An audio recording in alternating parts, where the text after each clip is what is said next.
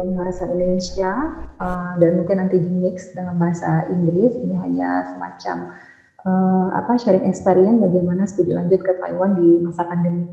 Jadi sebenarnya ada senior saya di sini, Bu Lia, yang tadi dijelaskan oleh Bu Pipit bahwa beliau adalah mahasiswa di NCKI juga, dan saya adalah junior di sini, tapi mungkin karena harus berbeda institusi, maka saya diminta untuk sharing experience bagaimana studi lanjut ke Taiwan di masa pandemi. Baiklah, sebelum saya menjelaskan bagaimana situasi pembelajaran selama pandemic outbreak di Taiwan, saya menjelaskan kenapa sebenarnya Taiwan layak dijadikan salah satu negara sebagai tujuan studi lanjut. Jadi kalau kita lihat sebenarnya Taiwan ini memiliki daya saing global yang sangat baik, meskipun dia memiliki sumber daya yang sangat terbatas. Jadi negaranya sangat kecil, tetapi termasuk negara maju. Jadi menurut dilaporkan oleh Swiss waktu itu mencatat bahwa Taiwan menduduki peringkat ke-6 di dunia yang menonjol secara kinerja ekonomi dan indeks efisiensi bisnisnya, dan itu berkaitan erat dengan kualitas pendidikan di Taiwan. Nah, kemudian kenapa lagi kita harus bisa dan layak mempertimbangkan Taiwan? Karena ternyata pemerintah dan universitas di Taiwan ini memberikan tawaran beasiswa yang cukup banyak bagi mahasiswa internasional. Nah, kemudian mereka adalah negara yang Muslim friendly dan memiliki beberapa universitas yang termasuk kelas university.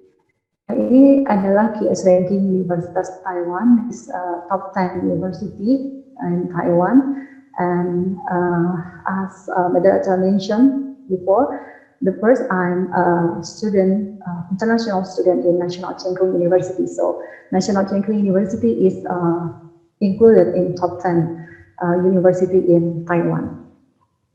So after that, I want to share about the list of medical, health science, and also nursing programs. There is 5 top in the Taiwan: National Taiwan University, National Yang University, Cheng University, National Cheng Kung University, and also Taipei Medical University. So there is several universities that have medicine programs and also nursing programs, and then top 5 in the Taiwan. And then what should you prepare before you want to go to the Taiwan? So you should to follow the admission for a new student. So for period is usual in between January until March, and also July until October each year. So you can see any information from the websites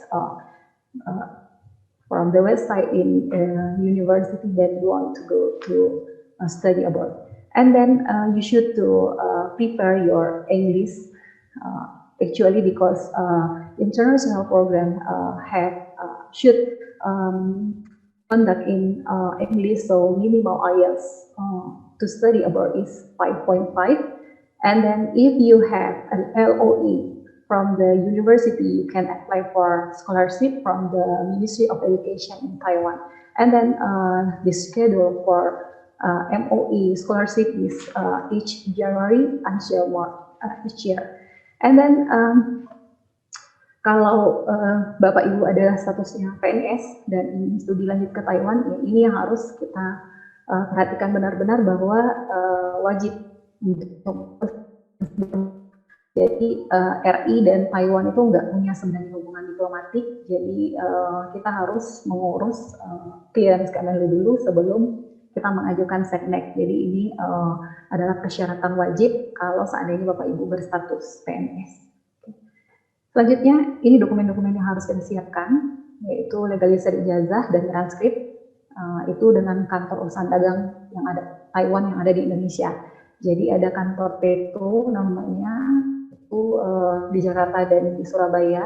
Nah, itu adalah 2 kantor yang bisa kita urus bahwa legalisir ijazah kita itu harus diakui dan dilakukan oleh PETO. Nah, kemudian visa. Jadi untuk bisa memperoleh visa residen, kita harus legalisir ijazahnya itu adalah legalisir itu. Jadi kalau misalnya kita tidak melegalisir, maka kita akan mendapatkan visa visitor. Nah, kemudian paspor. Jadi paspor itu minimal masa berlakunya adalah 6 bulan.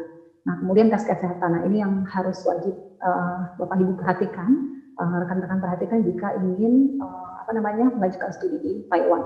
Jadi mereka tidak mentoleransi untuk kasus-kasus TBC, kemudian penyakit sifilis dan beberapa penyakit infeksi parasit. Nah, kemudian juga kita harus mengurus asuransi kesehatan karena di sini biaya kesehatan itu cukup mahal. Jadi ada pengalaman teman yang alergi itu hanya untuk mendapatkan suntikan anti alergi itu biayanya sekitar 1 juta untuk 1 kali suntikan. Jadi cukup mahal. Nah, ini saya sharing experience saya kedatangan dan proses karantina.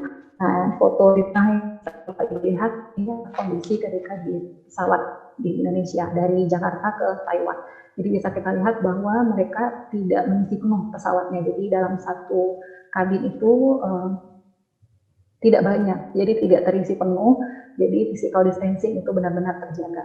Dan khususnya karena saya sekolahnya di NCKU, maka NCKU ini dia punya kebijakan yang cukup bukan cukup, sangat baik bagi student internasionalnya. Jadi kami dijemput oleh pihak kampus ke bandara. Jadi ketika kami sampai di sudah ada pihak kampus yang menunggu kami di bandara yang membantu dan memisahkan kami dari rombongan lainnya sehingga kami melewati proses screening dan segala macam itu dengan sangat cepat. Nah, kemudian dipastikan bahwa kami tidak berkontak dengan banyak orang sehingga itu dijemput menggunakan kendaraan yang memang sudah disediakan untuk kita. Nah, ini saya tampilkan gambar ada 2 di sini.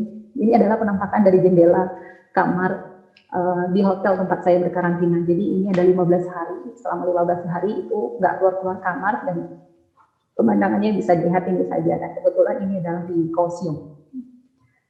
Nah, kenapa sih rakyat di Taiwan atau orang-orang di Taiwan masih melakukan aktivitas mereka seperti biasa? Jadi hampir bisa dikatakan semua aktivitas di Taiwan itu berjalan dengan normal. Jadi hampir tidak ada sekolah yang ditutup, baik itu SD, SMP, sampai dengan tingkat universitas, semua dilakukan dengan face to face pertemuan, walaupun nanti online ada, itu dibuka hanya untuk mahasiswa atau yang pada saat itu tidak dalam kondisi sehat atau memang masih di daerah asalnya masing-masing. Nah, ini bisa dilihat. Jadi kasus COVID-19 di Taiwan itu memang tidak banyak. Yang terkonfirmasi itu sampai dengan tanggal kemarin hanya 977 orang dengan 10 kasus kematian. Nah, jadi ini yang menunjukkan bahwa itulah mengapa salah satu alasannya bahwa aktivitas-aktivitas itu masih berjalan seperti biasa. Nah, ini adalah online sistem pengendalian infeksi selama karantina. Jadi ketika kami sampai di sampai di Taiwan, itu kami mengisi sistem pengendalian infeksi yang terpusat. Jadi semua itu terpusat ke CDC-nya Taiwan, itu kita direkam status kesehatan. Jadi setiap hari kita melaporkan apakah kita mempunyai simptom atau suhu tubuh. Nah, kemudian juga petugas hotel di karantina itu akan meng-cross check ulang apakah memang suhu yang kita laporkan itu sesuai dengan yang kita ukur secara mandiri. Jadi ini selama 15 hari. Jadi mereka benar-benar mengambil keputusan atau menerapkan kebijakan itu sesuai dengan kebijakan sesuai dengan COVID itu sendiri, bahwa COVID itu kita tahu bahwa masa inkubasi yang bisa kita lihat kalau kita terinfeksi itu sekitar 15 hari atau 2 minggu. Maka selama 2 minggu ketika kita dari negara luar masuk ke negara mereka itu kita benar-benar dikarantina dan tidak berkontak dengan siapapun. Jadi ketika mereka mengantarkan makanan itu hanya akan menggantung di pintu kamar seperti itu. Jadi benar-benar tidak berkontak dengan kita sama sekali. Nah, kemudian kalau seandainya kita laporkan saja bahwa kita itu panas, saya demam ini, maka itu akan langsung kita didatangi oleh petugas ke tempat kita itu menggunakan perlindungan lengkap. Nah, kemudian setelah selesai dari 14 hari karantina, nah itu kita akan 17 hari self management. Nah, self management itu kita sudah boleh keluar. Jadi kita sudah boleh pasar kalau misalnya kita ada keperluan, tetapi kita nggak boleh masuk ke kampus. Nah, selama self management itu kita biasanya itu harus mengikuti general medical check up. Nah, jadi karena saya di NCKU, saya melakukan general check up di NCKU. Jadi kalau pertama bisa Bapak Ibu lihat semua, ini adalah hospital NCKU. Mereka punya 2 building, inpatient building and outpatient building. Dan ini adalah di dalam adalah inpatient building. Jadi di sini kita melakukan medical check up dan kita dikonfirmasi lagi. Jadi walaupun dari Indonesia kita sudah melakukan kesehatan di klinik yang mereka anjurkan, itu di NCKU kita akan benar hasil kita itu pemeriksaan mereka. Jadi mereka lebih komplit lagi, itu memeriksa untuk TB paru, kemudian penyakit infeksi sifilis dan beberapa penyakit infeksi parasit. Nah, kemudian beberapa indikator seperti DSAG dan segala macam itu mereka lebih detail ketika kita cek di NCKU. Terus sulit nggak sih beradaptasi di Taiwan? Jadi untuk pengalaman saya di awal-awal sulit nggak sih dengan makanan, dengan budaya, dengan orang-orang, kemudian dengan kebiasaan mereka. Sejauh ini sih bisa beradaptasi dengan baik karena negara Taiwan ini termasuk negara maju, kemudian masyarakatnya cukup individualis. Sejujurnya hari ini saya cukup kebingungan untuk mencari ruangan di mana saya akan Zoom meeting. Kenapa? Karena memang di sini orangnya sangat sedikit suara, jadi saya juga ini mau Zoom meeting di mana gitu supaya tidak mengganggu yang lain dan seperti itu. Dan mereka sangat disiplin, kemudian zero sampah. Jadi hal yang membuat saya pertama kali kaget di Taiwan itu adalah sangat sulit mencari tong sampah. Jadi nggak ada satupun tong sampah yang ada di jalan. Jadi sampah, kalau kita bikin sampah itu dibawa, kemudian nanti dibuang di rumah masing-masing. Jadi cuma dikantongin sampahnya, akan kita temui tempat sampah di jalan-jalan. Jadi mereka memang sangat disiplin. Nanti untuk penjemputan sampah itu akan ada juga waktu tertentu. Jadi memang mereka sangat taat aturan dan sangat disiplin. Nah itu yang bisa saya ambil di sini, dan saya rasa ini kita harus adaptasi yang nilai seperti ini untuk di negara kita. Nah, kemudian ternyata di Taiwan ini meskipun dia nggak punya hubungan diplomatik, tetapi WNI-nya sangat banyak di Taiwan. Jadi nggak hanya untuk studi, tapi juga untuk bekerja. Jadi rasanya tidak begitu sulit untuk beradaptasi dengan kehidupan di Taiwan. Dan ada sih kalau kita tiba-tiba kangen dengan Indomie misalnya, karena udah bosan makan PG di sini, karena memang cukup sulit untuk mencari makanan halal. Nah, itu kayak Indomie ada toko Indonesia yang khusus menjual barang-barang Indonesia. Oke. Nah, kemudian kehidupan akademik dan sosial setelah berada di Taiwan. Nah, ini saya jelaskan sedikit tentang NCKU. Jadi NCKU itu di posisi sekarang adalah Distinguished Asian Pacific University. And di 2031, they have a projection to be a world-class university. And visi dia adalah bahwa dia dibangun berdasarkan dari inovasi pendidikan dan juga excellent di research dan juga social responsibility. Jadi NCKU ini ingin menjadi bagian yang meningkatkan kualitas hidup manusia secara umum, ya melalui risetnya, melalui social responsibility-nya. Dan NCKU ini adalah universitas pertama yang mengadop SDGs sebagai tujuan pengembangan universitasnya. Jadi ini kelihatan sekali bahwa mereka jelas memetakan bahwa University Development Goals mereka adalah Sustainable Development Goals. And then for that, education performance goals is interdisciplinary education with problem solving at its core. So sometimes kita menemukan di sini karena mereka ada interdisciplinary, jadi sometimes kita menemukan ada anak teknik, kemudian dia melanjutkan itu di medicine faculty. Jadi dia mengembangkan alat-alat teknik tapi digunakan untuk dunia kesehatan. Jadi mereka sangat based on-nya itu adalah based on problem solving. Jadi enggak konsep linearitasnya di kita itu mungkin sedikit berbeda dengan di Indonesia. Jadi kalau di Indonesia nursing kita harus ke nursing, selalu kalau mereka enggak. Jadi nanti saya juga pernah menemui itu beberapa mahasiswa Indonesia yang awalnya dia adalah di teknik, kemudian untuk masternya, untuk dokternya dia ada di fakultas medicine, seperti itu. Okay. So there is several facility that have NCKU. There is dormitory, and then career building, swimming pool, and then Chinese language center, and gym, and also auditorium. So NCKU have several facility that can used by student for any activity. And ini adalah kampus dan kegiatan pembelajaran di kampus dan medicine fakultinya. Ini library khusus untuk medical library, terdiri dari 2 lantai. Saya saat ini sedang ada di library, kemudian sedang ada di study room personal. Jadi di sini ada study room personal dan juga ada study room per kelompok yang bisa kita booking untuk beberapa jam yang kita inginkan. Nah, kemudian sebenarnya kita juga punya study room ini khusus untuk mahasiswa master dan juga doktor. Jadi di sini kalau misalnya kita tidak ada kelas, kemudian kita ingin belajar keluar dari apartemen, itu kita punya workstation masing-masing untuk bisa bekerja di sana. Nah, kemudian ini adalah salah satu ya bentuk study room yang bisa digunakan berkelompok. Nah, jadi ini kalau dilihat dari foto-fotonya kami ada yang melepas masker ketika proses pembelajaran ini adalah proses diskusi, jadi ini diskusi tanpa dosen, jadi kita diskusi antar kita saja, dan itu kalau di luar kampus, di luar ruangan itu kita selalu menggunakan masker, tapi kalau di dalam ada saatnya memang kita membuka masker.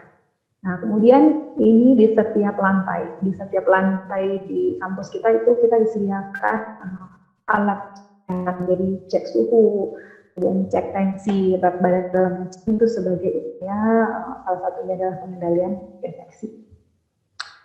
Lalu saya juga kan belajar. Sebenarnya seperti saya jelaskan tadi bahwa mereka berfokus pada menghasilkan riset yang social responsibility. Jadi mereka memang menyediakan fasilitas untuk kita itu untuk melakukan riset itu sendiri. Jadi di sini salah satu kelebihan dari NCKU adalah mereka punya akses beberapa databases. Jadi seperti Netline of It, Embase, kemudian juga Sinal, kemudian juga Cochrane dan segala macam itu mereka punya semua, sehingga kita gampang untuk mencari referensi. Jadi dia nggak hanya punya search engine seperti kita di Indonesia, biasanya kita menggunakan SciDirect. Mereka sudah punya databases. Dan mereka punya software-software yang bisa kita gunakan. Salah satunya yang sangat membantu dalam proses penulisan literatur ilmiah atau penulisan karya ilmiah adalah EndNote. Jadi kita punya EndNote yang bisa digunakan oleh semua mahasiswa NCKU. Nah, kemudian kalau untuk proses perkuliahan itu seperti dijelaskan juga oleh profesor dari saya lupa namanya, itu mereka juga menyediakan perform online. Sama di NCKU juga kita punya online, kita menggunakan Moodle. Di sana kita juga mengupload tugas-tugas, kemudian juga bisa membuat pertemuan di sana. Jadi kalau di sana tadi disebutkan ada Google Meet, ada Zoom Meeting. Kalau di NCKU itu kita juga menggunakan Blue Data Rooms. Jadi itu ada platformnya mirip dengan Zoom Meeting seperti itu. Tapi itu khusus memang digunakan di NCKU. Nah, ini foto bisa dilihat, ini adalah iNursing Space yang ada di nursing di NCKU. Nah, ini kita gunakan juga untuk ruang perkuliahan, dan itu kita punya TV yang cukup besar dan itu tersambung ke internet. Nah, biasanya kita untuk ruang multimedia seperti itu dan ruang perkuliahan.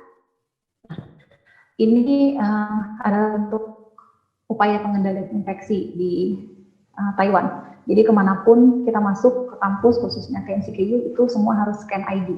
Jadi siapa yang masuk itu terrecord. Jadi seandainya nanti ada kasus yang positif, di antara kita yang pernah mengunjungi, itu yang lainnya akan gampang dilakukan tracing. Jadi mereka memang punya sistem pengendalian yang sangat baik, sehingga itu juga yang membuat mereka itu berani untuk bisa melakukan aktivitas sangat normal seperti itu. Nah, ini untuk living cost. Nah, kalau seandainya ada teman-teman yang berniat ke Taiwan, kira-kira berapa sih living cost-nya? Nah, ini pengalaman pribadi saya, ya Bu, ya, dan saya tambahkan itu beberapa dari referensi. Jadi kalau tempat tinggal off kampus itu sekitar 3.000 per bulan, 3.000 NTD. Kemudian ada listrik, kemudian ada makannya kalau ini adalah makan ukuran di Tainan. Jadi akan berbeda dengan makan ukuran di Taipei, karena Taipei itu punya biaya hidup yang jauh lebih tinggi dibandingkan dengan di Tainan. Jadi Tainan ini adalah kota tertua di Taiwan, dan dia lebih hijau memang pasti dibandingkan dengan Taipei.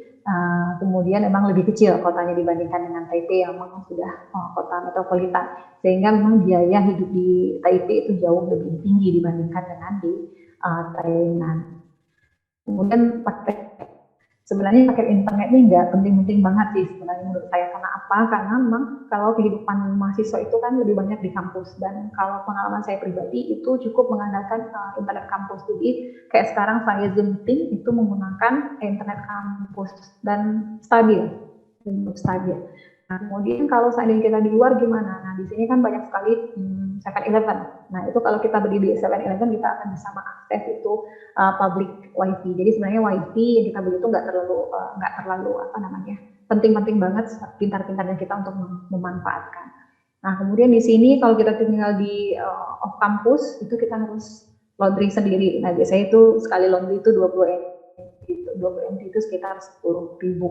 Nah, ini paket hemat, jadi tidak terlalu banyak, kira-kira ya 9.000 MT itu per bulan itu cukup untuk biaya hidup kita di sini.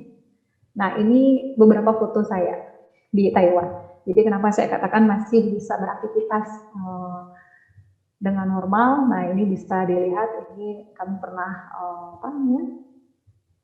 keluar untuk merayakan keberhasilan teman-teman yang sudah selesai. Kemudian juga ada beberapa kegiatan pengisi liburan, dan di atas adalah ini setelah satu teman kami itu menyelesaikan program doktornya di final defense seperti itu. Jadi masih bisa sedikit bernafas di Taiwan ini, masih bisa membuka masker asalkan memang kita keluar dalam kondisi yang cukup sehat. So here is tips studi lanjut ke Taiwan. Apa sih yang harus kita lakukan ketika memang kita ingin studi lanjut di Taiwan? So for the first one, you should to prepare your proposal research. So after that, you can identify university that fits with your goals, and then try to search about your prospective advisor or supervisor, and then don't forget to prepare your IELTS score, and also please make sure if the studying is part of our ibadah to Allah. So the last one I would like to share about the quote: the capacity to learn is a gift, the ability to learn is a skill, and the willingness to learn is a choice. So I think everything that related to education, study abroad, and everything that related to education is your choice. So thank you very much for your attention. Please forgive me if I make some mistake for that. Assalamualaikum warahmatullahi wabarakatuh.